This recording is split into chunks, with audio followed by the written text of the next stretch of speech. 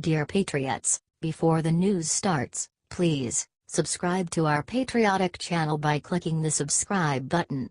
Give us a thumbs up to this video. Don't forget to leave your opinion below in the comments section. Share the news on Facebook and Twitter so you friends see it. Thank you. Melania just did one thing no other First Lady ever could, and entire USA's saying thanks Melania. Melania Trump is not your average First Lady. Look, I am not taking anything away from any of the others like Laura Bush, Michelle, or even Hillary. I am just saying Melania owns her own very successful business and created her own brand, before she came to the White House. Sure, the others have brands now, but none had one before the White House. Except Melania. Which makes her unique and, like her husband President Trump, the perfect choice to cut the fat from the bloated budget. And this is not a criticism of Michelle or Laura. We want out leaders and their families to be comfortable, so we give them huge budgets, and more of a compliment to Melania. Because as a businesswoman she knows what is needed and what is extra and knows how to stretch a dollar. Just like her husband. And with our deficit problem, it comes just in the nick of time. Melania has significantly cut the fat from Michelle's and Laura's and Hillary's budgets and is saving taxpayers a good chunk of change in the process.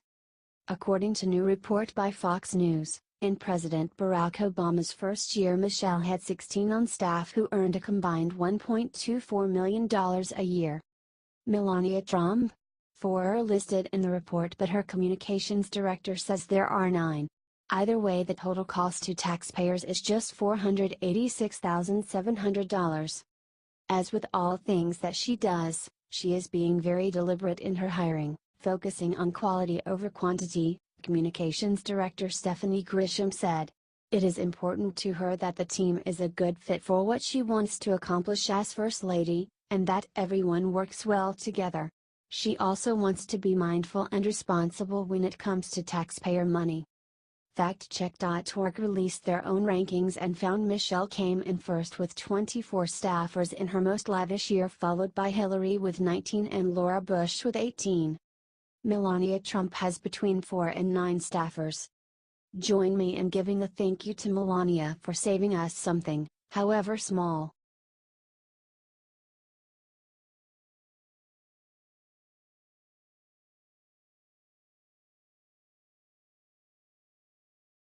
ESPN anchor calls fans who want liberal politics out of sports chicken nasty and vulgar rant.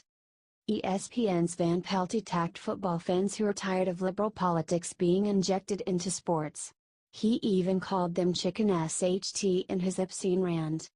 This make-believe world where everyone wants to talk ST, this ST talking, poke you in the chest virtual whatever, it's just there's nothing more chicken ST than that, because it's the easiest thing in the world to do. And again, if that's how people really felt, somewhere along the line, I would have intersected with someone that felt that way and would come up and say, hey, you know, I think your show sucks, I think ESPN sucks, and I think you guys are doomed. Never. Not once, said Pelt. Maybe no one has confronted him in person. But thousands complain online and in polls. He went on to mock anyone trying to boycott the network.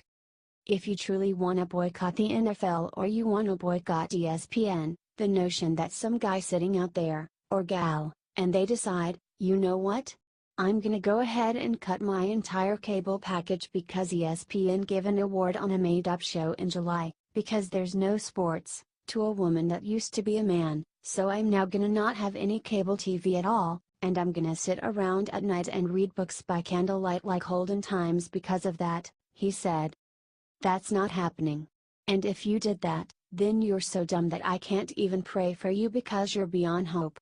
If that was your reaction to this, to deny yourself the ability to watch television, I mean, that just hasn't happened and didn't happen, he wrote.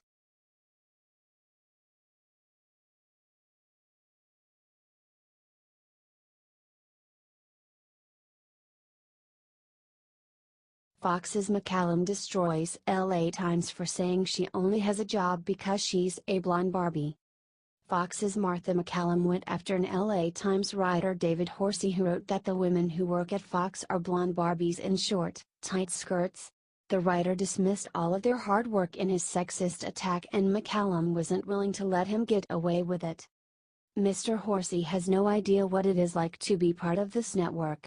We work hard, get our stories right, and are proud of what we do and the success we've achieved. We're experienced journalists and reporters, most of us have been at it a long time. Between us, we've worked at all the networks and most prominent newspapers and publications. We're proud that our lineup is stocked with some of the sharpest, brightest women in the business, wrote McCallum. I started my career at the Wall Street Journal, before moving on to CNBC and NBC. In my 13 years at Fox News, I have covered countless national and international stories, 4 presidential election cycles from beginning to end as a reporter, an anchor and a debate moderator. I now host The Story, a primetime news program, which has been #1 in its time slot since it premiered. Our success is not about hair color or skirts. It's about elbow grease, dedication, and sacrificing time with our families and friends. We are fine with that, it goes with the territory, she wrote. We live in scary times though, as evidenced by Mr. Horsey's column. A society where divisiveness leads to crassness that seems to feel it's justified by political bent. Is that really who we want to be? Is that what our nation was built on? Is there a level of respect we could consider the starting point for debate or judgment? She wrote.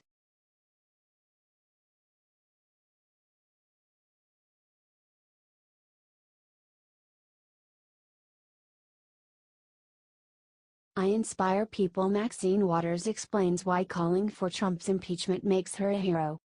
Ever since President Trump was elected, Maxine Waters has gone around to funerals, AIDS walks and more, declaring that President Trump needs to be impeached. In a recent Bloomberg interview, Waters explained what a hero she feels she is. Let me just say this, I have learned over the years that I have been in this business that there are few people who are willing to speak truth to power and to talk about what really is bothering our society and our democracy. It is not thought well of to step outside of that box. When I talk about impeachment, I described what I think about this president. I think he is deplorable, said Waters. I encourage people, and I inspire people, and I show people that you do not have to be intimidated. You do not have to be afraid. You do not have to be traditional. You need to step outside of the box and tell it like it is, she said. Wow. That is what I do everywhere I go. I say impeach 45. I get people knowing and understanding that perhaps he should be impeached, she said. Maxine Waters should be impeached. Does that help? And focus on what he has done, the way he has defined himself, his relationship with Putin, and the belief that there has been collusion and obstruction of justice. It is all there. I will talk about it everywhere I go, said Waters.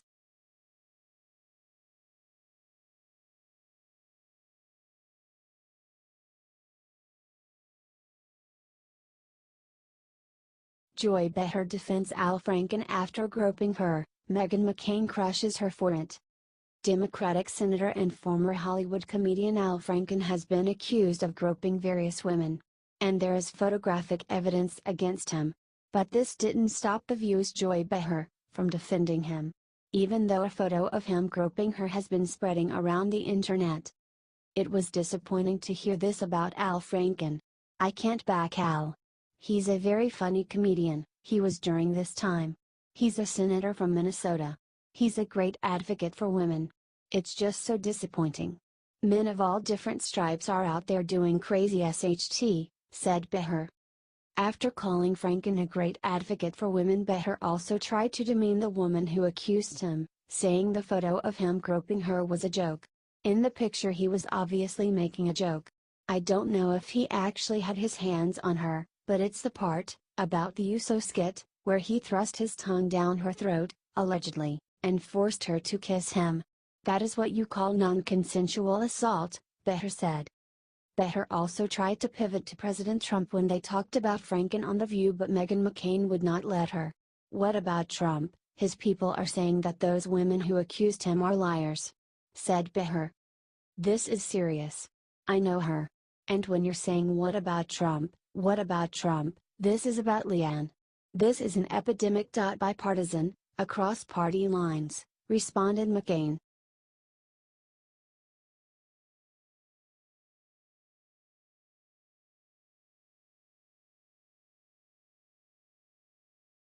Roy Moore hits Sean Hannity with a brutal replay for giving him a 24-hour ultimatum. During a recent Fox segment, Hannity told Roy Moore that he should be trying harder to refute specific allegations made against him. He told Roy Moore he has 24 hours to disprove the inconsistencies in his story. However, Roy Moore struck back in a way Hannity wasn't expecting. "Dear Sean, I am suffering the same treatment other Republicans have had to endure. A month prior to the general election for U.S. Senate in Alabama, I have been attacked by the Washington Post and other liberal media in a desperate attempt to smear my character and defeat my campaign," wrote Moore in a letter back to Hannity. "I have been married for almost 33 years to my wife Kayla. We have 4 children and 5 granddaughters. We are in the process of investigating these false allegations to determine their origin and motivation," explained Moore.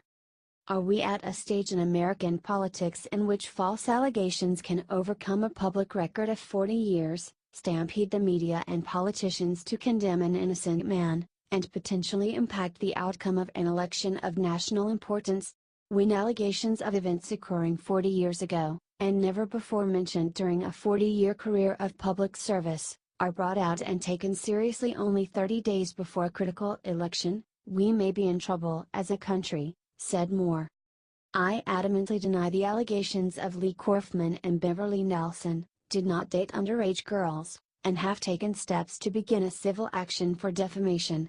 Because of that, at the direction of counsel, I cannot comment further," he writes. Do you believe him?